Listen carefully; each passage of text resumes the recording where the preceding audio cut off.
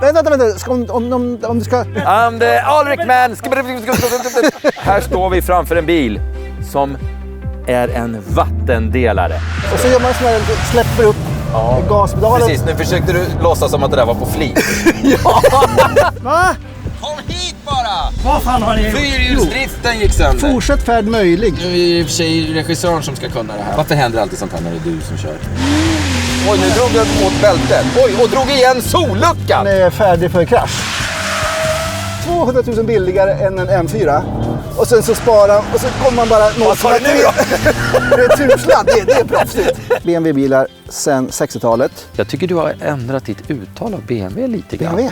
BMW. Nu hoppar jag inte på BMW specifikt, men vi kör mycket bil. Men det är något fel på. Det ser vi på begagnat-databasen som vi har. Där folk sätter betyg på sina egna bilar. Det blir mer och mer fel. Vad är kärlek till exempel? Det är känslor. Det är känslor, ja. Exakt. Och vad vore livet utan kärlek? Välkomna tillbaka till Förnuft och känsla med Peder Karlsson och Alrik Söderlind. Yes. Även kallad Scatman. Ja. Här står vi framför en bil som är en vattendelare. Exakt. Och vad tänker jag på, Alrik? Fyrhjulsdriften. Nej, jag tänker på den här monstergrillen. Ja, ingen ser någonting annat än den här bilen och ingen pratar om något annat än den här grillen. Nej, precis. Och det Alrik sa att ingen ser någonting annat, jag kör i normal takt så att säga.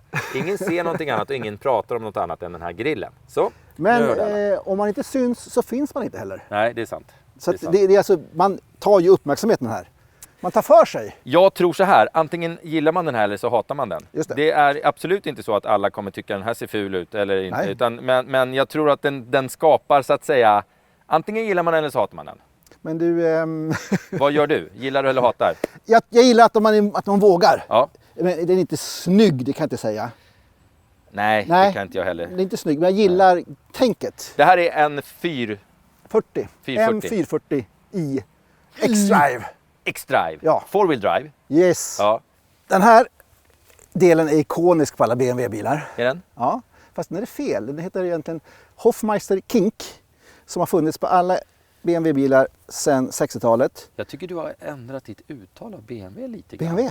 BMW-bilar. Ja, du är fortfarande konstigt, men det är ändå en förbättring. Ja, alla BMW-bilar har i alla fall haft den här Hofmeister Kink som går åt det hållet. Jaha. Det ska liksom symbolisera att den är bakhjulsdriven, att det finns någon sorts dynamik i bilen. Den här har ju inte det. Det är jättekonstigt. Det tycker du är konstigt? Ja, det tycker jag är konstigt. Ja. Jag tycker inte det är konstigt. Och titta på grillen. Jag hade reflekterat över det. Nej, och grillen, som sagt, alla BMW-bilar sen... vad sa vi nu då? BMW. Sen 1933 så har de haft njurarna. Det är trademarket för BMW förstås. Ja, och de har inte blivit mindre. Nej, om vi säger så. De har ju liksom varit så smala och vuxit och grejer. Ja. Men om man tittar på grillen så är den faktiskt mindre än på en Audi. Ja. Det är lite konstigt. Nej, det är ingen varför skulle det vara konstigt? Ja, men alla tycker att den är obscent stor. Ja, men det är bara för att den ser konstig ut. Du sa att den ser ut som... En bajskorv. Men det var ju inte... Det ser inte ut som en bajskorv. Nej. Så ser inte de ut. Nej. Eller ja, det vet inte jag, men jag brukar inte titta. Men BMW har ju liksom en historia av att designa bilar lite skojigt. Chris Bangle, vet du vem han var? Nej. Det var han som kom med den där 7-serien som alla hatade också. Med den här bakluckan som var lite hög och konstig. Ja, den kommer jag ihåg. Den blev alltså en bästsäljare i BMWs 7-serie liksom, historik. Ja. Den konstiga bakluckan, den ser ni på bild nu. Den Japp. kommer jag ihåg när den kom. Ja. Alla tyckte den var skitful. Just. Ja. Sen så gillar man den, kanske. Så att BMW, Kan vi inte prata vidare in i bilen? Just det, men det som är smart med den här bilen det är att den är inte en SUV-kupé utan en låg kupé. Och den har jävlar ju vad stort 440 liter, så jättestort. Det är smart också, det är förnuftigt. Ja, jätteförnuftigt. Då ska vi föra tillbaka stolen här. Åh herregud, jag visade nog röven där känner jag. Det vart lite kallt. Nu. Hur mår man där bak? Va? Ja. Får man plats i den där? Jag sitter aldrig i baksätet på en bil. Nej, just nu gör du det. Ja, men inte så att säga normala fall. Men hur sitter du då? Jag sitter väl normalt. Det är ju inget takhöjd. Nej, jag slår fan i huvudet det har du rätt i. Ja. När jag sitter normalt. Har du någon sikt framåt? Nej. Nej. Alltså det är inte ett bra baksäte om man nu ska... Man får sitta så här. Ja. Men då känns den där ganska hög. Nej, här sitter man så där. Nej, det är inte ett baksäte som du kommer använda ofta. Om man köper inte den här bilen man behöver använda som fyrsitsigt. Sen är det ju inte... Jag måste kolla om det finns mag holders. Sådär ja. Ja, Fanns de? där fanns de. Ja, men den här känns som en klassisk BMW, tycker jag. Men själva bilen i sig känns som en riktig... Jag får sådär vibbar långt bak. Alltså, VQP, rak sexa, ganska... Alltså ljudet är väl inte... Men den är kvick. Ja, den går ju fort. Det låter ändå rak sexa. Design, det finns jättemånga som säger att ser man bilen i verkligheten så är den mycket snyggare än på bild. Och nu bad jag dig ta ett bild på den här bilen. Så kan du titta på den bilden som du tog. Och så kan du berätta hur du tycker att den såg ut på bild. Så visar kameran din fantastiska bild också, tycker jag. Där. Ja. Ja. Är den snyggare i verkligheten än på bild? Nej. Teorin, Exakt likadan. den teorin, det är framförallt designers som säger att bilar ska ses på riktigt. På bild så funkar de inte. Alltså Jag tycker den ser exakt likadan ut faktiskt. Som den gör i verkligheten. Så att det är bara... Alltså, jag kan döda den teorin ur mitt sätt att se på det i alla fall. Ja. Jag tycker inte den där grillen är snygg. Nej, den är inte vacker, det kan inte jag säga heller. Det är en smaksak, så det kan man väl köra upp någonstans. De påstår att det finns en förnuftsgrej med den. Att den här motorn behöver så väldigt mycket luft för att kyla sig. Därför behöver man en stor grill så det ska finnas en funktionell anledning. En stor grill är en sak, ful grill är en annan sak. Ja. Det behöver inte höra ihop. Samtidigt... Jag gillar stora grillar. Ja. Jag tycker det är tufft. Det kan vara tufft. Ja. Sen finns den här bilen också med fyrcylindriga motorer. Då behöver de inte lika mycket luft förstås. Är den mindre då? Nej, det är samma grill. Ja, det är samma grill. Ja. Jag är helt säker på att den kommer komma eftermarknadsgrillar och köpa som är mindre. Vad tror du? Eftermarknadsgrillar? Nej, det tror jag inte. Tuners Nej, det tror jag inte. Tror du det? Nej, det tror jag inte. Jo, tuners kommer göra mindre grillar till den här snygga bilen. Jaha. Ja. Nu vill jag ställa frågor till dig. Okej. Om det går bra. Ja. Vad går man miste om man köper en bil med förnuftet? En väldigt berättigad fråga. Kanske känslan. Och hur ska du veta vad man går miste om? Är jag känslolös, menar du? Ja, den frågan borde vara ställd till mig. Ja. Nej, men man kan ju gå miste om känslorna förstås om man bara går på förnuftet. Det är självklart så. Ja. Och det är mycket. Känslor är livet, Alrik. Ja. Vad är kärlek till exempel? Det är känslor. Det är känslor, ja. Exakt. Och vad vore livet utan kärlek? Ja, men kanske någon gång... Vad vore livet utan kärlek? Jättetråkigt och ja. Tomt, meningslöst. Ja, helt meningslöst. Ett känslolöst liv är ett meningslöst liv. Ja. Alltså är ett förnuftigt liv ett meningslöst liv. Alltså ska man vara en känslomänniska och inte en förnuftmänniska. Men man kanske inte ska bara låta alla känslor styra allting i varje sekund. Det gör ju jag lite grann. Ja, och det gör att jag ofta hamnar i små knipor. Det finns problem då. Ja, det finns problem. Men de får man övervinna, förstår du. Ja, nej, men alltså, att leva förnuftigt, det kan också vara att har du tagit ett förnuftigt beslut så kan det ge dig goda känslor. Du kan må bra av att ta ett rätt beslut. Att ta ett karmabeslut, det kan vara förnuftigt och då mår du bra. Vet du, vad härligt att spara alla pengar man någonsin tjänar till pensionen, så man kan sitta där 140 år gammal och liksom... Det var inte deras... Det var visst det du sa. Nu går vi vidare! Man ska ta förnuftiga beslut som ger en goda känslor också. Ja. Alltså, det finns en mix däremellan. Kan man dölja sitt förnuft genom att köpa en fyrserie? Köpa en billig fyrserie för att se sportig ut, oförnuftig ut, fast man är förnuftig. Oj, det var lite en tungvridare den där meningen. Ja. Fattade du frågan eller? Ungefär. Alltså den här finns, du kan köpa en 3-serie, en vanlig 4-dörrars. Eller den här. Och prispåslaget på den här 2-dörrsversionen med samma motor är typ 13 000 tror jag. Så att på så sätt så är det inga extra pengar och man ser ju ut att vara mycket ballare, alltså mer emotionell när man köper en kupé. Man ska köpa en bil som ser ball ut med en jättefjonnig motor. Ja, exakt. Ja, nej, det får man inte göra. Nej, det ska vi inte göra. Nej, så att, det var det dummaste förslaget jag någonsin har hört. Tvärtom här var det kurvor. Ja, ta det lugnt. Vi har inte... Ta det lugnt. Du tror att den här bilen kommer sladda så fort jag bara nuddar gaspedalen? Det känns som att ibland glömmer du att du kör bil och så kör du rakt ut i skogen. Nej. Det är väldigt, väldigt sällan. Ja, precis, men det är inte aldrig.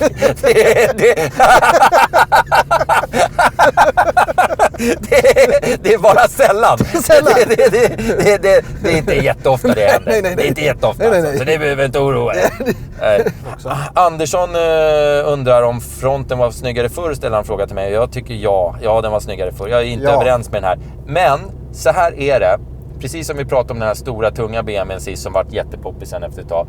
Det här är vanesaker. Ja.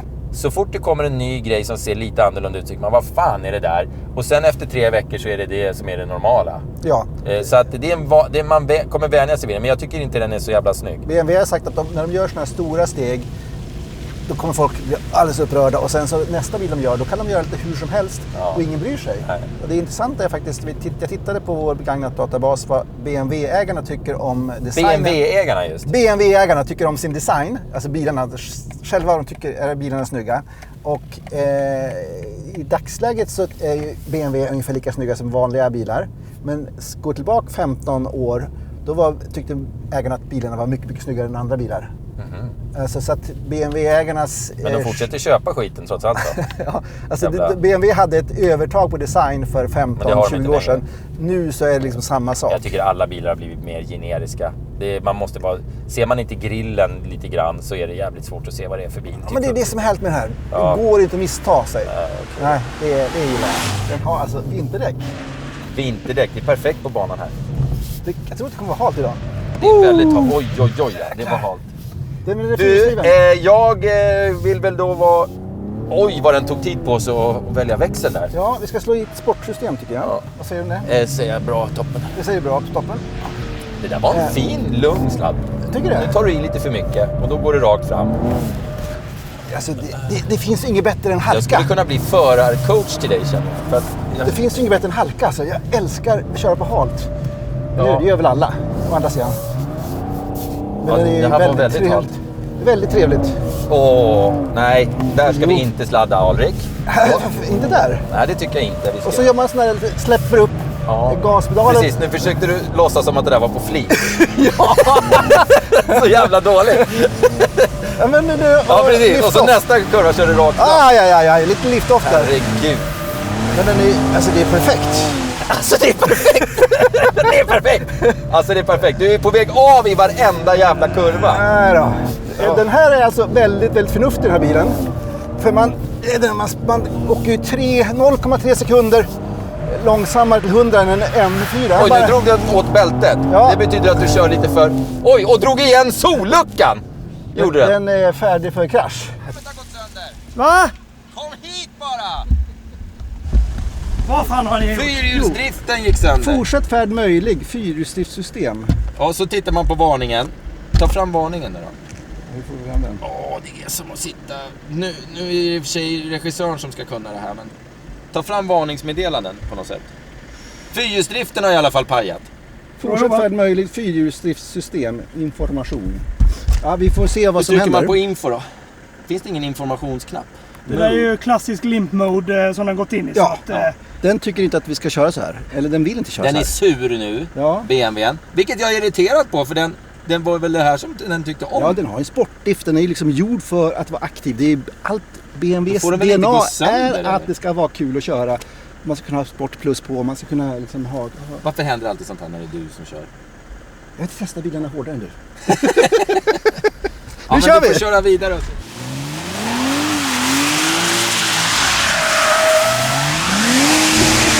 Ja, det ska vi inte. Den har väldigt mycket bakhjulsdriven känsla i sig. Och den pendlar ju helt fantastiskt. Ja. Så fint. Det kommer inte bli varvrekord idag. Men det kan kommer bli inte bli varvrekord idag. Ja, det är jättehärligt. Men alltså, den är så 200 000 billig. Oj, nu drog väldigt åt. Nu kör du dolt du med. Ja. Den är alltså inte helt otippat. 200 000 billigare än en M4. Och sen så spara och så kommer man bara... Vad tar du nu då? Retursladd, det är proffsigt. Det visar det. Kan man köra bilen för retursladd ut rakorna? Det är returen man vill åt. Ja, just det.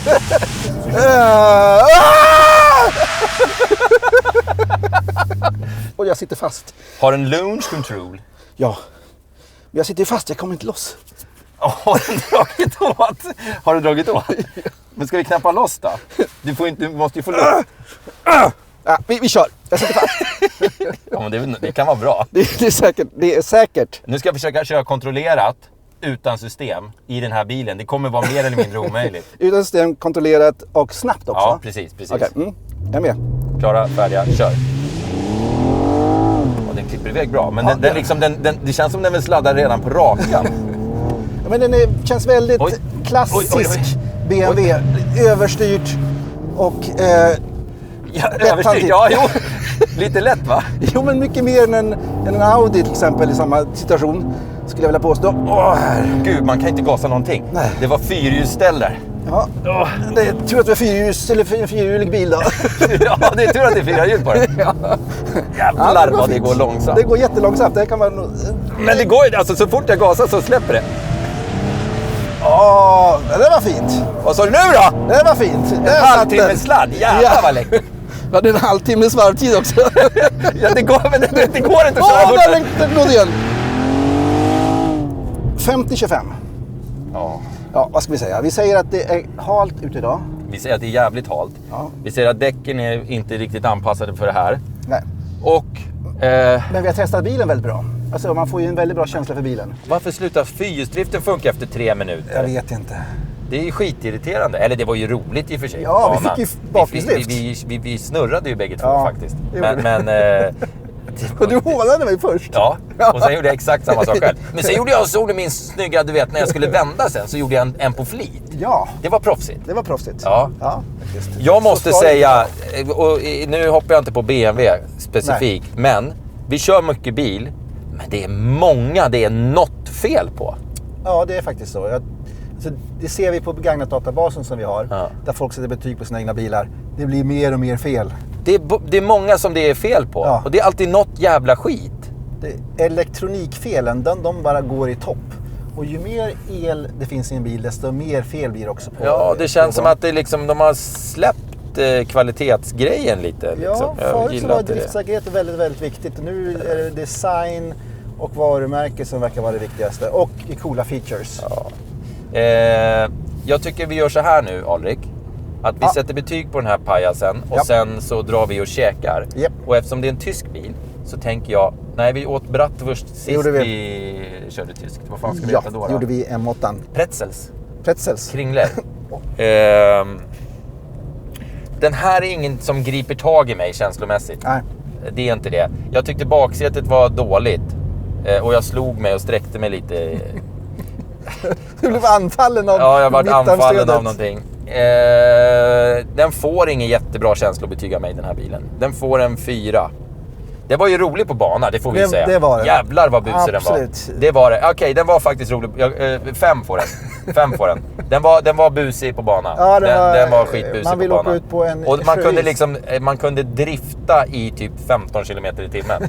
Vilket inte är jättevanligt. Det är väldigt manligt. Så att 5 points. 5 points. Vad får den för dig? Alltså den här är inte förnuftig. Den här tillhör den gamla. Jag vill ha i4. Den vill jag ha. Eller en, så att det här får ju bara 2,5. Den är inte förnuftig någonstans tycker jag. Nej. Säger vi syns en annan gång. Häng med helt enkelt. Häng med. Swish.